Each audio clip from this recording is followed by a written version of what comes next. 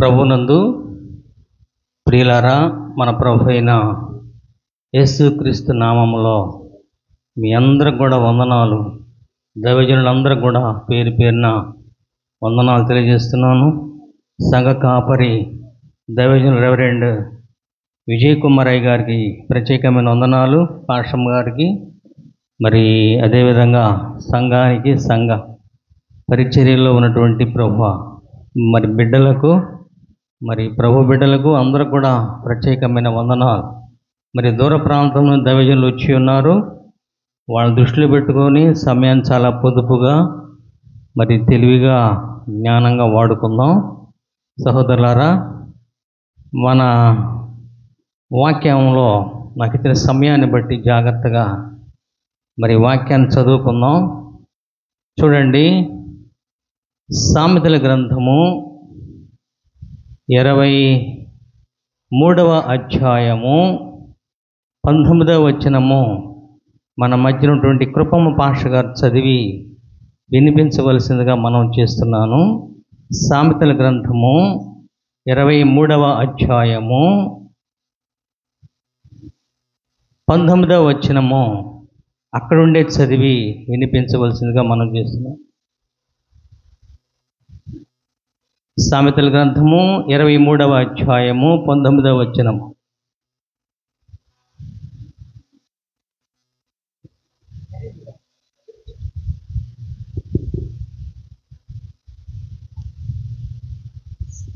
కృపమ్మ పాషం గారు చదివి వినిపిస్తారు. 23:19 సామెతల గ్రంథము 23వ అధ్యాయము 19వ వచనము.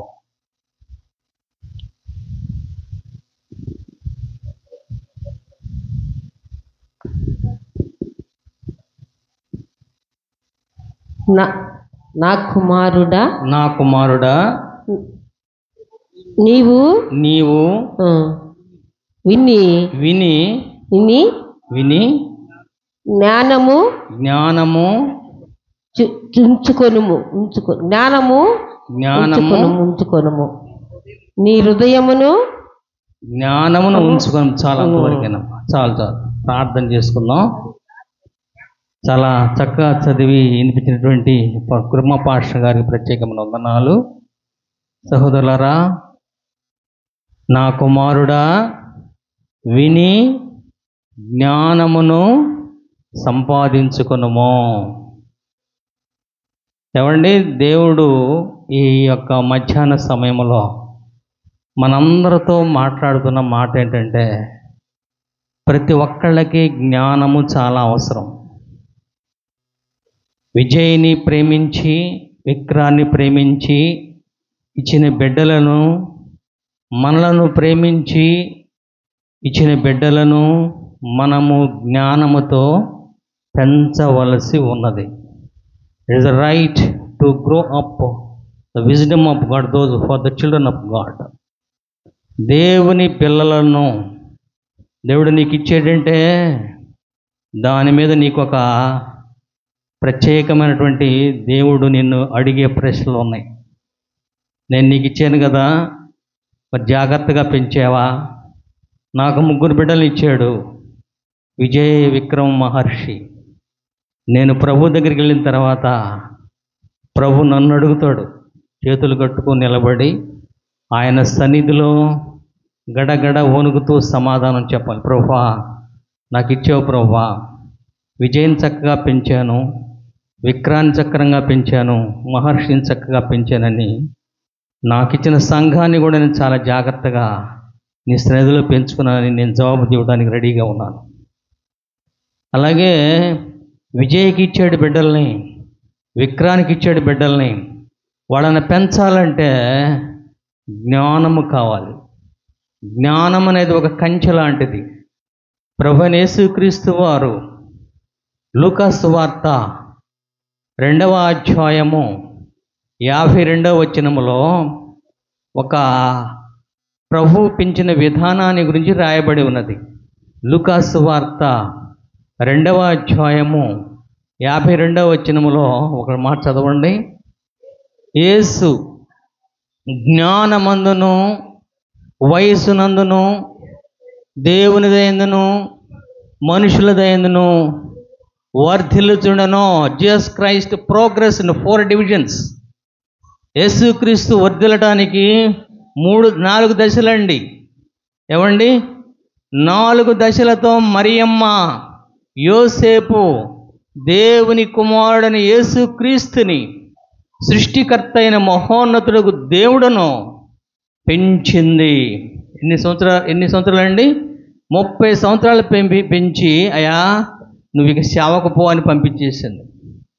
Is grow up 4 divisions. దేవుని దయందును మానవుల దయందును. ఏమండి? దేవుడై ఉండి దేవుడికి మానవుల దయ కావలసి వచ్చింది. మానవుల దయందును వయస్సునందును. ఎన్ని సంవత్సరాలు యేసు ప్రభువారు బతికాడు? 33 సంవత్సరాలు 6 నెలలు. జ్ఞానమందును. దేవుడు యేసుక్రీస్తు దేవుని జ్ఞానమై ఉండి కూడా Jesus Christ is the wisdom of God. Even though ఈ progress in the wisdom of God. యేసు ప్రభువారు దేవుని జ్ఞానమై ఉండి కూడా జ్ఞానంలో బతుకుతున్నాడు. ఎంత గొప్ప కృప అండి! ఆలోచించారా? Jesus Christ is the wisdom of God. యేసు ప్రభువారు దేవుని జ్ఞానమై ఉన్నాడు. అయినప్పటికీ యేసు ప్రభువు జ్ఞానమందును. సహోదరుడా, నీకిచ్చిన బిడ్డలను నువ్వు జ్ఞానముతో పెంచుతున్నావా? వయస్సునందును 30 సంవత్సరాల 6 నెలలు మరియమ్మ యేసు ప్రభుని జాగ్రత్తగా పెంచింది. మనుషుల దయందును. ఆయన దయ లేకపోతే ఈరోజు మనం ఇలా ఉండేవాళ్ళం కాదు. దేవుడై ఉండి దేవుని దయ కావాల్సి వచ్చింది. మానవుల దయ కావాల్సి వచ్చింది. 4 దశలతో మరియమ్మ, యోసేపు తన కుమారుడైన యేసుక్రీస్తుని జాగ్రత్తగా పెంచి దేవునికి ప్రజెంట్ చేశారు. అలాగే ఈ సమయంలో విక్రాన్ని, విజయ్ని దేవుడు ప్రేమించి 12 బిడ్డలు ఇచ్చాడు. వాళ్ళని పెంచవలసిన బాధ్యత వాళ్ళ మీద ఉన్నది. ఈ should be accountable in the presence of the lord Jesus Christ. ఏమండి మీరు ఆలోచిస్తున్నారా? మనందరికీ దేవుడు బిడ్డలు ఇచ్చాడు. ఒక వస్తువు ఇచ్చాడంటే దేవుడు ఆ వస్తువు మీద ఎంక్వైరీ అడుగుతాడు. ఇచ్చాను కదా, నీకు 10 రూపాయలు ఇచ్చాను కదా, 10 రూపాయలు లెక్కపు చెప్పంటాడు. 1000 రూపాయలు ఇచ్చాడు కదా, నేను 1000 రూపాయలు ఇచ్చాను లెక్కపు చెప్పంటాడు. 3 బిడ్డలు ఇచ్చాను కదా, లెక్కపు చెప్పంటాడు. సహోదరుడా, యేసుక్రీస్తు భయంకరుడు. దేవుని గురించి తక్కువ అంచనా వేయకు. ఇక్కడ దేవుడు వయస్సునందును ఆ 4 దశల్లో ఒక దశని గురించి మనం ఈ మధ్యాహ్న సమయంలో మనం మాట్లాడుకుందాం. జ్ఞానమందును అనే మాట మీద మనం కొద్ది నిమిషాలు దేవుని వాక్యం మనము ధ్యానం చేద్దాం. 4 మాటలు మాట్లాడటానికి సమయం చాలదు, కానీ ఒక అంశం ఏంటండి? లూకా గారు జ్ఞానమును గురించి మాట్లాడతాం. జ్ఞానమందును. సహోదరుడా, జ్ఞానము లేకపోతే నువ్వు ఏ పని చేయలేవు. ప్రతిదానికి జ్ఞానం అనేది బేసిక్ ప్రిన్సిపల్. ఏమండి? నేను ఇప్పుడు చెన్నై వెళ్ళాలనుకోండి, నాకు జ్ఞానం కావాలి. జ్ఞానం అంటే ఏం కావాలి? ఏ ట్రైన్ ఎక్కాలి, ఎక్కడ దిగాలి, ఎక్కడ ఎవరిని మరి కాంటాక్ట్ అవ్వాలి అనేది ఒక సిస్టమేటిక్ ప్లాన్ ఉంటుంది. ఆ ప్లాన్ ప్రకారం మనం వెళ్ళవలసిన స్థలం మనం వెళతాం. అది జ్ఞానం. అలాగే జ్ఞానం లేకుండా నువ్వు ఉండటం కష్టం. నీకు దేవుడు ప్రేమించి విజయ్కి, విక్రానికే కాదు కానీ మనందరికీ దేవుడు బిడ్డలు ఇచ్చాడు. వాళ్ళ మీద దేవుడు తప్పనిసరిగా అడుగుతాడు. You should be accountable. సహోదరుడా, తప్పనిసరిగా దేవుడిని అడుగుతాడు. అయితే నువ్వు జ్ఞానముతో నువ్వు పెంచాలి అంటే జ్ఞానము దొరికే ప్రాంతాలు పరిశుద్ధ గ్రంథములో ఎక్కడ ఉన్నాయో మనం చూద్దాం. ఏమండి? ఒక వస్తువు దొరకాలి, ఒక వస్తువు మనకు కావాలి, ఆ వస్తువు ఎక్కడుందో మనం వెతుకుతాం. ఏమండి? అంతే కదా. ఒక వస్తువు కావాలి, ఆ వస్తువు ఎక్కడ దొరికిద్దో మనం వెతుకుతాం. అలాగే మన బిడ్డలను మనం జ్ఞానంతో పెంచాలి కాబట్టి జ్ఞానము ఎక్కడ దొరుకుతుందో పరిశుద్ధ గ్రంథములో మనం చూద్దాం. చూడండి, అందరూ కూడా బైబిల్ తీయండి. అందరూ కూడా బైబిల్ తీయండి. సమయాన్ని చాలా పొదుపుగా వాడుకుందాం. సామెతల గ్రంథము, ఇప్పుడు పాస్టర్ కృపమ్మ గారు చదివారు కదా, 23వ అధ్యాయము 19వ వచనములో, నా కుమారుడా, ఏవండి, ఎవరిని సంబోధిస్తున్నాడండి? నా కుమారుడా, నీవు విని జ్ఞానము సంపాదించుకొనము. Those people who hear the word of God the gain wisdom of God.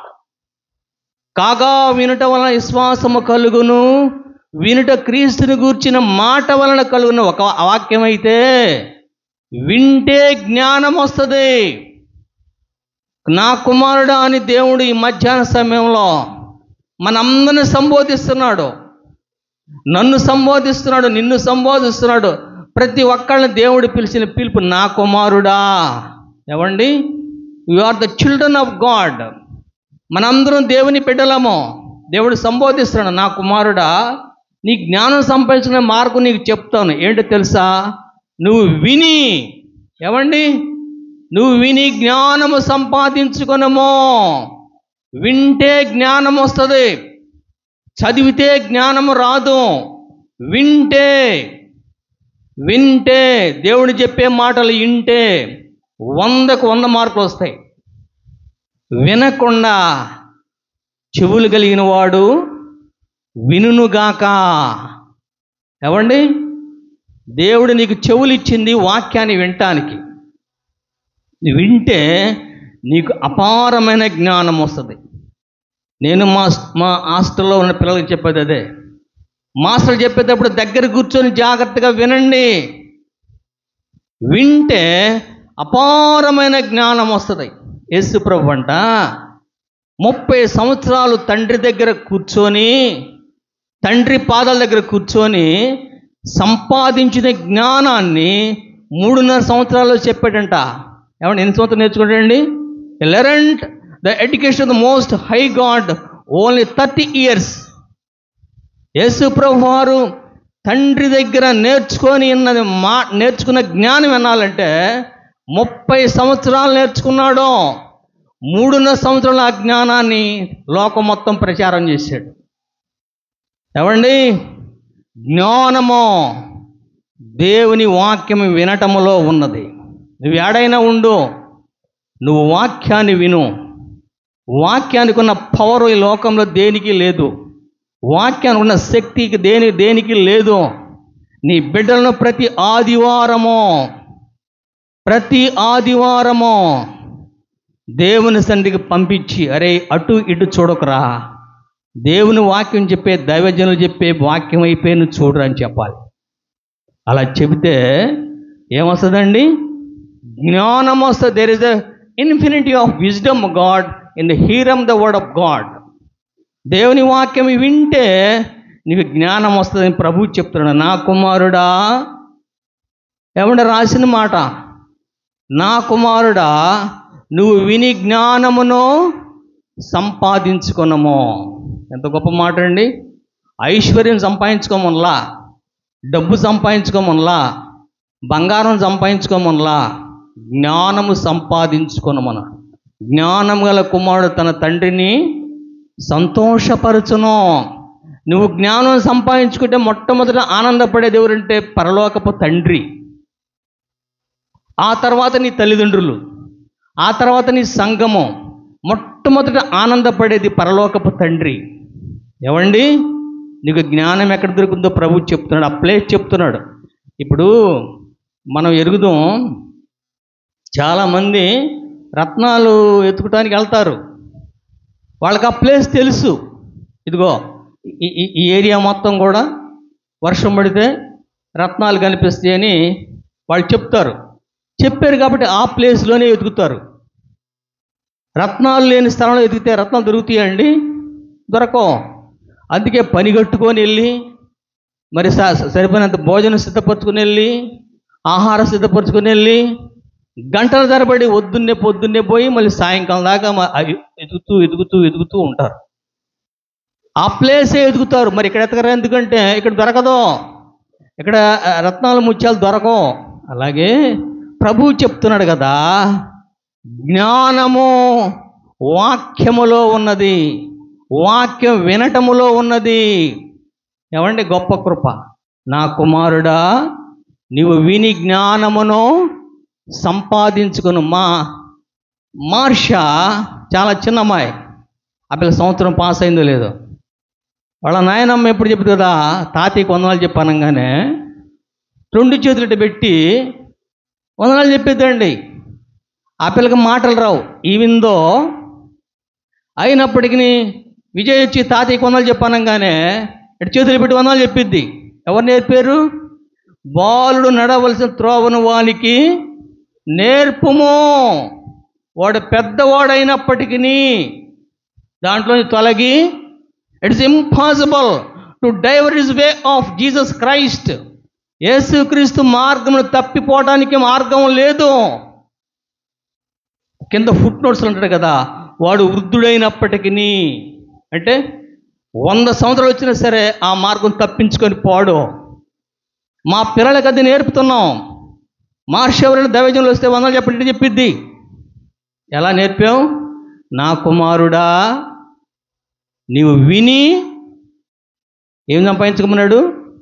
జ్ఞానమును సంపాదించుకున్నాడు. కనుక వినటములో జ్ఞానం ఉన్నది, వినటములో జ్ఞానం ఉన్నది. ఏది పడితే అది వినకూడదు.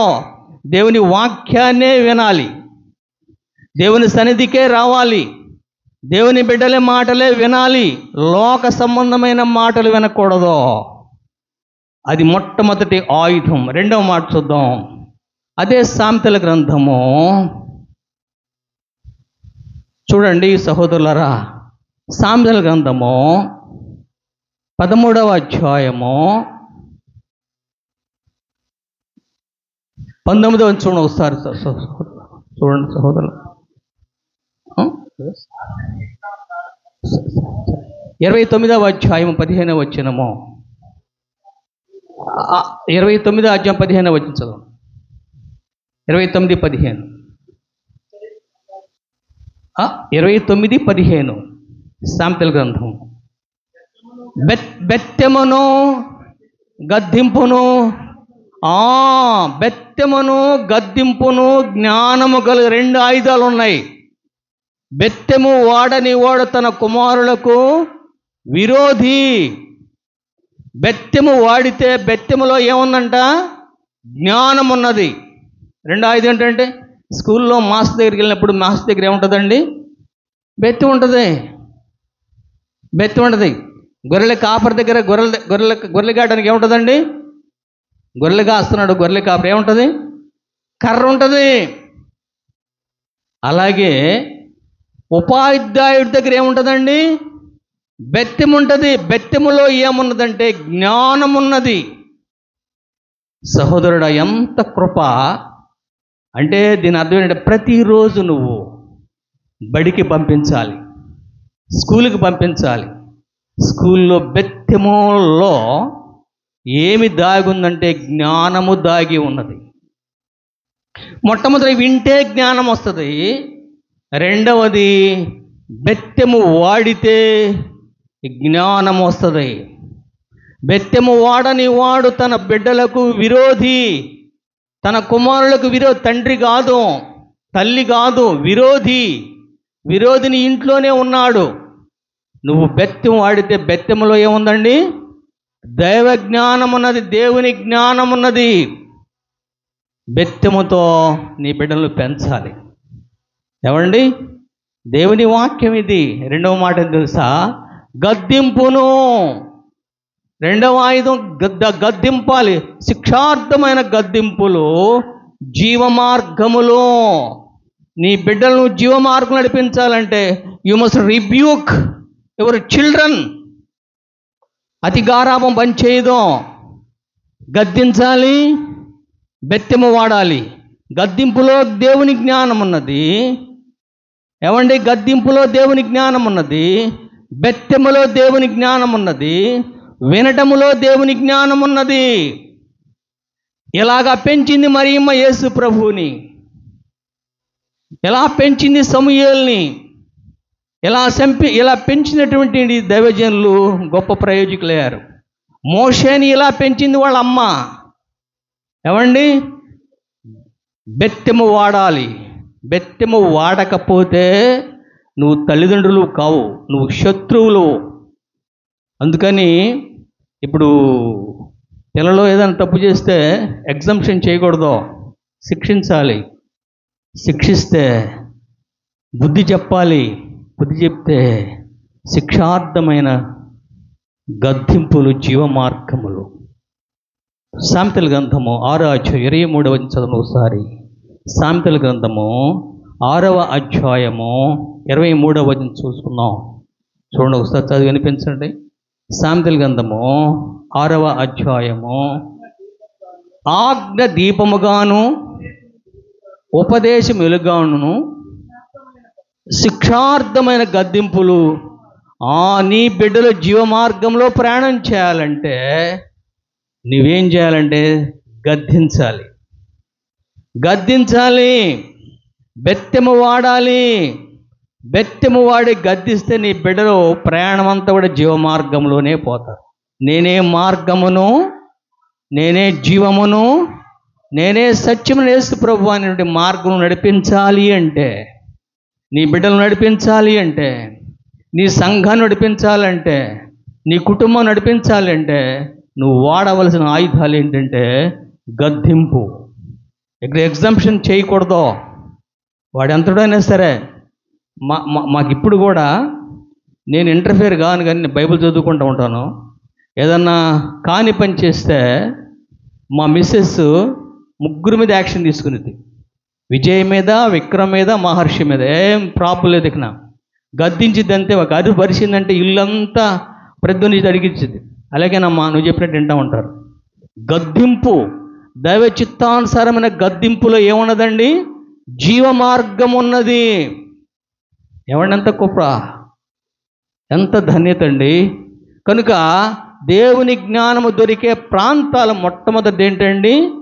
వినటం వల్ల దేవుని జ్ఞానం వస్తుంది, గద్దింపు వల్ల దేవుని జ్ఞానం వస్తుంది, బెత్తెము వాడటము వల్ల దేవుని జ్ఞానము వస్తుంది. నీకు, నీ బిడ్డలకు జీవమార్గం అంటే ఆయనలో జీవం ఉండెను, ఆ జీవం మనుషులకు. There is the light in Jesus Christ. That light is the life of all the human beings of the world. యేసుక్రీస్తులో జీవం ఉండెను, ఆ జీవం మనుషులకు వెలుగై ఉండెను. నీ బిడ్డలు వెలుగులో ప్రయాణం చేయాలంటే, నీ బిడ్డలు వెలుగులో లోకానికి వెలుగుగా ఉండాలి అంటే, నీ బిడ్డ లోకంలో జీవముగా ఉండాలి అంటే, నీ బిడ్డలు వెలుగులో ఆదర్శవంతంగా ఉండాలంటే, you must lead in the way of rebuke your children. You must use the stick your children. నీ పిల్లలను కొడటానికి నువ్వు ఒక బెత్తె వాడాలి. ఎంతెందుకు? మా హాస్టల్లో పిల్లలు ఆ బెత్తెలు ఒక మోపే తీసుకొస్తారు. ఎన్ని పోయి ప్రత్యేకించి పెద్ద మెల్లలో ఒక మూట ఉంటాయి. ఎందుకు రండి తీసుకొచ్చారంటే, ఎవడైతే మాట వినలేదో వాడికి పడతాయి. ఎంత గొప్ప కృప. కనుక మొట్టమొదటి ఏంటండి? వినటం ద్వారా ఏమొస్తుందండి? జ్ఞానం వస్తుంది. రెండోది గద్దింపు ఏమొస్తామండి? జ్ఞానం వస్తుంది.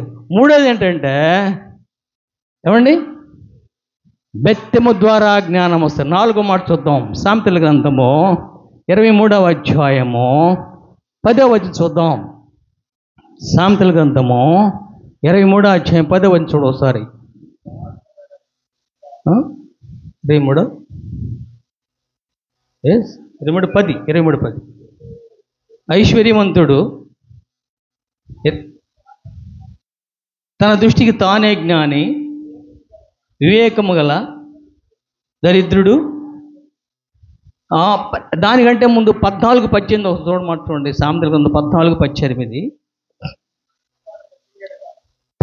బెత్తెముతో వాడిని కొట్టాడలా పాతాళమునకు పోకుండా వాని ఆత్మను. ఏమండి, పాతాళం తప్పించుకోవాలంటే జ్ఞానం కావాలి. జ్ఞానం కావాలంటే దేవుని వాక్యం వినాలి. దేవుని వాక్యం వినాలంటే బెత్తెము వాడాలి. బెత్తెము వాడితే నీ బిడ్డలు పరలోకంలో ప్రయాణం చేస్తారు, పరలోకం వైపే ప్రయాణం చేస్తారు. లోకం వైపు ప్రయాణం చేయరండి, పరలోకంలో ప్రయాణం చేస్తారు. కనుక బెత్తెము చాలా విలువైనది. మోషే 6 లక్షల మందిని 40 సంవత్సరాలు మరి ఈజిప్టు నుండి పాలు తేలిన ప్రపంచ దేశంలో నడిపించాడండి. ఏం వాడుకున్నాడండి? ఒక కర్ర. ఆ కర్రతోనే 6 లక్షల మంది నడిపించాడు. ఆ కర్రలో, ఆ బెత్తెములో దేవుని జ్ఞానం ఉన్నది. ఆయన గద్దింపులో దేవుని జ్ఞానం ఉన్నది. ఆయన ఉపదేశంలో దేవుని జ్ఞానం ఉన్నది. ఈ జ్ఞానము నీ బిడ్డలకు నీ కిరీటంగా నువ్వు సిద్ధపరచాలి. కిరీటంగా సిద్ధపరిచి దేవుడికి ఇవ్వాలి. చూడండి, సామెతల గ్రంథము 14వ అధ్యాయం 28వ వచనంలో ఒక మాట ఉంటుంది. సామెతల గ్రంథం 14వ అధ్యాయం 28వ వచనము సార్ చూడండి. సామెతల గ్రంథము 18వ వచనం, 14:18. అమ్మా, జ్ఞానము లేని వారికి మూఢత్వ శ్వాసము, వివేకుల జ్ఞానము.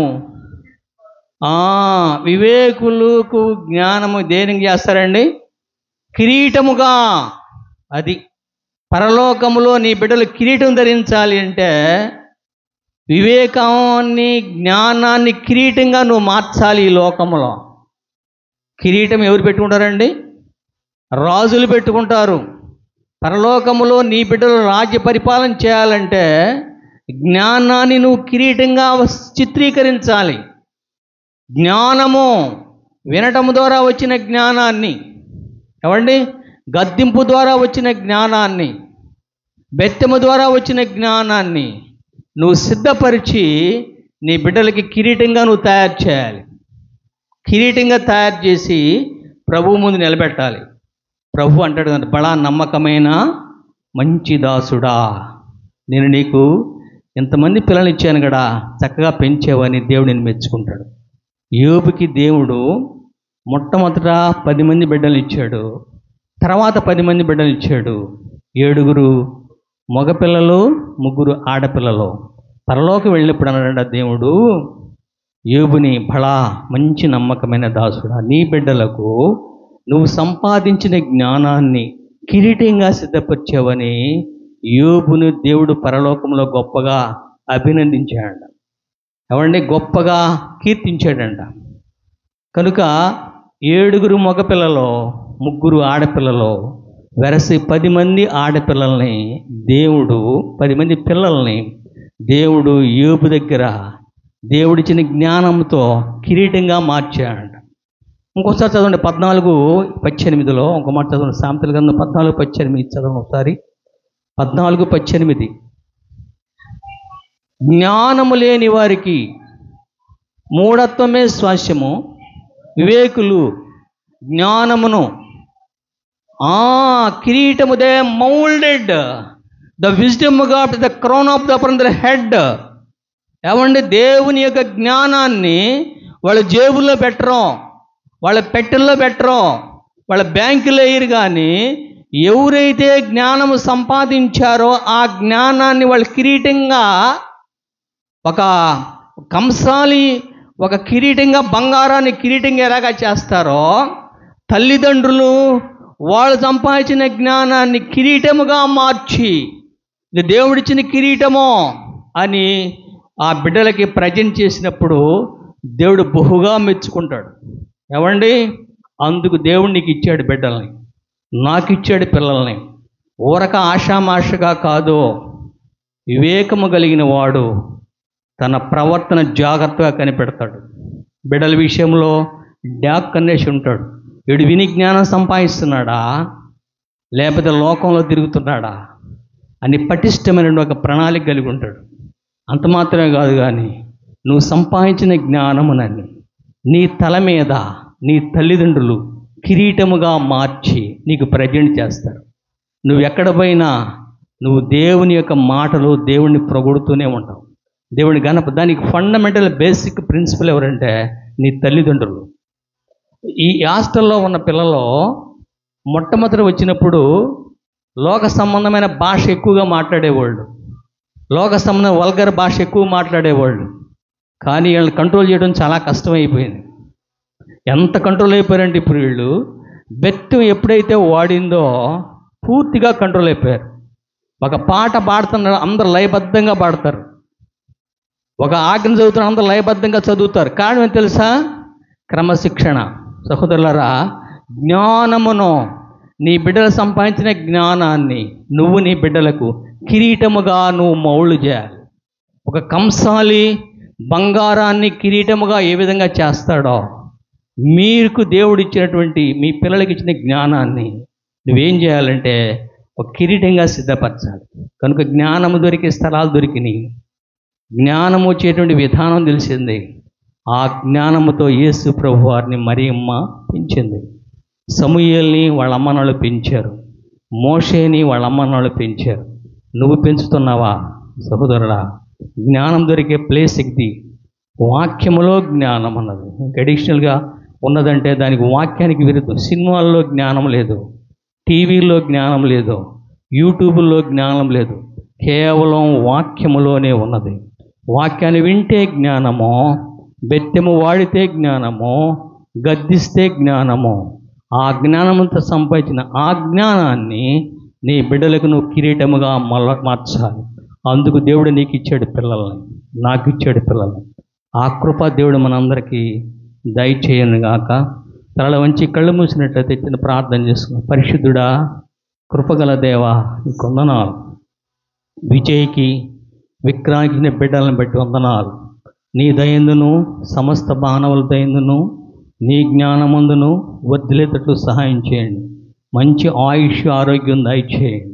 జ్ఞానాన్నే ప్రభువా వాళ్ళు కిరీటంగా ధరించి నీ నామాన్ని మహింపరచిన జీవమార్గం నడిపించమని, కృప చూపించమని యేసయ్య పరిశుద్ధ నామములో, శ్రేష్టమైన నామములో ప్రార్థించి అడిగి వేడుకుంటున్నాం తండ్రి. ఆమేన్.